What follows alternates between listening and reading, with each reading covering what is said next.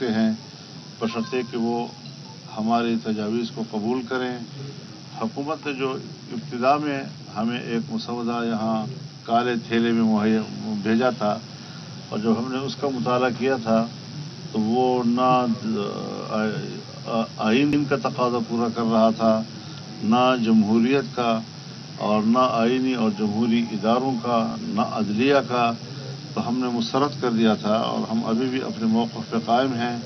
और हम कोशिश कर रहे हैं कि जो काबिल एतराज़ मवाद है उसके अंदर उसको मुकम्मल तौर पर साफ़ किया जाए और जिस पर इत्तिफ़ाक़ राय हो सके कि जिससे आइन में इस्लाहात आएँ, अदलिया में इस्लाहात आएँ, न ये कि हम बिगाड़ पैदा करें। हमने 18वीं तरमीम के ज़रिए से भी माजी के जितने बिगाड़ थे आइन के अंदर उनको साफ़ किया था, लेकिन उसके बावजूद 19वीं तरमीम के ज़रिए से अदालती इस्लाहात में जो पार्लिमान का किरदार था उसको ख़त्म कर दिया गया। हम ये भी तजवीज़ कर रहे हैं कि आइनी 19वीं तरमीम को ख़त्म किया जाए और वापस 18वीं तरमीम को के जितने बिगाड़ थे आइन के अंदर उनको साफ़ किया था, लेकिन उसके बावजूद 19वीं तरमीम के ज़रिए से अदालती इस्लाहात में जो पार्लिमान का किरदार था उसको ख़त्म कर दिया गया। हम ये भी तजवीज़ कर रहे हैं कि आइनी 19वीं तरमीम को ख़त्म किया जाए और वापस 18वीं तरमीम को बहाल किया जाए, जिसमें कि जजों के तकर्रुर और सीनियरिटी की बुनियाद पर हो, कारकर्दगी की बुनियाद पर हो, सेहतमंदी की बुनियाद पर हो। तो जहाँ कमीशन जब का एक किरदार होगा अदलिया के कमीशन का, वहाँ पार्लिमान का भी एक किरदार उसमें आ जाएगा और इस तरह निज़ाम में एक एतदाल और तवाज़ुन पैदा किया जा सकेगा। मौलाना साहब ये बताएं कि समझते हैं कि आप और पीपल्स पार्टी जेयू और पीपल्स पार्टी का जो मुसवदा कानून है और वो जो आप इख्तिलाफ करते हैं, आपने हुकूमती मुसवदा मुस्तरद किया, तो हुकूमत आपकी इन तरामीम के ऊपर आमादा हो जाएगी? तो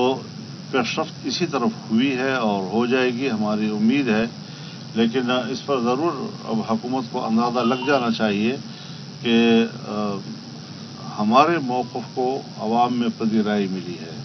और आम तौर पर मुल्क के अंदर जो तासुरात हैं, हुकूमत भी उससे आगाह है कि पब्लिक ने भी हुकूमती मुसवदे का तो तसव्वुर है, हालांकि उनके सामने तो मुसवदा मौजूद नहीं है,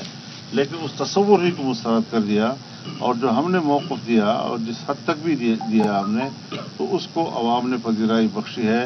मैं समझता हूँ कि जब पार्लियामेंट अवाम की नुमाइंदा है तो अवाम के मिजाज को और अवाम के नब्ज़ को उन्होंने पढ़ लिया होगा, समझ लिया होगा। हमें अवाम के ख्वाहिशात को नज़रअंदाज नहीं करना चाहिए, ना हम उसके मुतहम्मिल। मौलाना साहब ये बताएं कि पश्तून तहफ़्फ़ुज़ मूवमेंट के हवाले से आपने बात की, तो पहले से जब ये मसला हो रहा था उनको शहीद करने से पहले क्या पहले मुज़ाकरात नहीं हो सकते? दूसरा सवाल ये है कि पाकिस्तान तहरीक इंसाफ जब उनके साथ आपके साथ बैठी है और आपके साथ बात करी है मुसलसल, तो अगर उनको कुछ इतराज़ात हैं इस मसवदे के बारे में तो उसके साथ किस तरह चलेंगे? तो ये बातें तो दोनों मैंने कह दी हैं आपसे। अलबत्ता ये बात आप कह रहे हैं कि आपने इससे पहले पीटीएम के जलसे के हवाले से, तो आप जानते हैं कि वो मुकम्मल तौर पर जलसे पर पाबंदी लग गई थी और सिर्फ ये नहीं कि हुकूमत ने फैसला किया, बल्कि सूबे का नुमाइंदा एडिशनल एडवोकेट जनरल उसने सूबाई हुकूमत की नुमाइंदगी करते हुए पेशावर हाई कोर्ट में बयान दिया कि जलसा नहीं होना चाहिए और कोर्ट ने भी फैसला दे दिया कि जलसा नहीं होगा और कहीं भी नहीं कर सकेंगे। तो वो फैसला भी अभी तक अपनी जगह बरकरार है और दूसरी तरफ उनको इजाज़त भी दे दी गई है। तो इजाज़त देने पर तो हमें कोई इतराज़ नहीं है, लेकिन क्यों इतने तज़ादात का शिकार है सूबाई हुकूमत के नहियों में नौशियों में? इस तरीके से तो नहीं होना चाहिए। तारीख बड़ी अहमियत की हामिल है, क्योंकि उस दिन चीफ जस्टिस रिटायर्ड हो रहे हैं, तो क्या उससे पहले इत्तफाक़ी से डरता है तो कोई दूसरे जज से डरता है। अदलिया को खुदा के लिए सियासत में तकसीम न करो, सियासी जमातों में तकसीम न करो। जज होता है और उसको जज रहने दिया जाए और हमारे जजेस भी अपनी कारकर्दगी, अपने रवैयों से पब्लिक को मुतमईन करें कि वो गैर जानिबदार होकर आइन और कानून के हवाले से ही फैसला देंगे और देते रहेंगे। लिहाजा 25 अक्टूबर और 25 अक्टूबर की बातें रिटायरमेंट की तो है, तो ठीक है, रिटायर हो जाएंगे, लेकिन ये है कि निज़ाम तो चलना चाहिए और निज़ाम में توازن پیدا کرنا ہے، ہم نے بھی عدلیہ کا اعتماد بحال کرنا ہے اور عدلیہ نے بھی قوم کا اعتماد بحال کرنا ہے۔ حوالے سے ہی فیصلہ دیں گے اور دیتے رہیں گے، لہذا 25 اکتوبر اور 25 اکتوبر کی باتیں ریٹائرمنٹ کی تو ہے تو ٹھیک ہے، ریٹائر ہو جائیں گے، لیکن یہ ہے کہ نظام تو چلنا چاہیے اور نظام میں توازن پیدا کرنا ہے۔ ہم نے بھی عدلیہ کا اعتماد بحال کرنا ہے اور عدلیہ نے بھی قوم کا اعتماد بحال کرنا ہے۔